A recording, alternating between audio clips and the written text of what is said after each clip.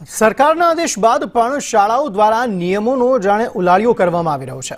મોરબીમાં 5 શાળાઓએ 6 દિવસ વહેલું શિક્ષણ કાર્ય ચાલુ કરી દીધું। દિવાળી વેકેશન દરમિયાન શાળા ચાલુ રાખવાના કારણે જિલ્લા શિક્ષણ અધિકારી દ્વારા આ શાળાને નોટિસ ફટકારવામાં આવી છે। નાલંદા વિદ્યાલય, માસૂમ વિદ્યાલય, નીલકંઠ વિદ્યાલય, એલિટ ઇન્ટરનેશનલ સ્કૂલ અને આરજે વિદ્યાલયને નોટિસ ફટકારવામાં આવી છે। તેમજ 5 શાળાઓને નોટિસ ફટકારીને ખુલાસો માંગવામાં આવ્યો છે।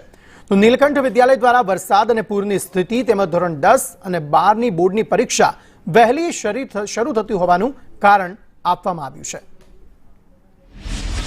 શાળા વેકેશન દરમિયાન ચાલુ હોય એવા માહિતી મળતા અમારા ચારેય મિત્રો કે જેને પોતપોતાની બીટની શાળાઓની આપણે તપાસ સોંપેલી અને એ તપાસના સંદર્ભે અમને પણ પ્રાથમિક રીતે જે 5 શાળાઓ કસૂરવાર જણાયેલી, એક નાલંદા વિદ્યાલય, આર્ય વિદ્યાલય, માસૂમ વિદ્યાલય, એલિટ ઇન્ટરનેશનલ સ્કૂલ, નીલકંઠ વિદ્યાલય, આ 5 શાળાઓને આપણે વેકેશન દરમિયાન શાળાઓ શરૂ રાખવા બદલ કારણદર્શક નોટિસ આપી અને આગળની કાર્યવાહી હાથ. અત્યારે દિવાળીનું વેકેશન 18 તારીખે ખુલવાનું હતું, પરંતુ અમે 12 તારીખે સ્કૂલમાં વિદ્યાર્થીઓને 6 દિવસ પહેલાં બોલાવેલા હતા।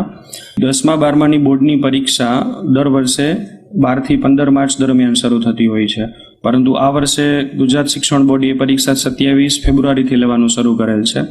એટલે 15-17 દિવસ એક્ઝામ વહેલા ચાલુ થાય છે, એટલે એ શૈક્ષણિક દિવસોની ઘટ પડવાની હતી। વરસાદી માહોલ જેવા સમયગાળામાં સ્કૂલ આ વર્ષે 5-6 દિવસ સુધી કલેક્ટરશ્રીના આદેશ પ્રમાણે બંધ રહેલ હતી। અમે એવું વિચાર્યું કે આ બધું બાળકોનું શૈક્ષણિક કાર્ય બંધ છે તો એ કવર અપ થઈ જાય, એ એક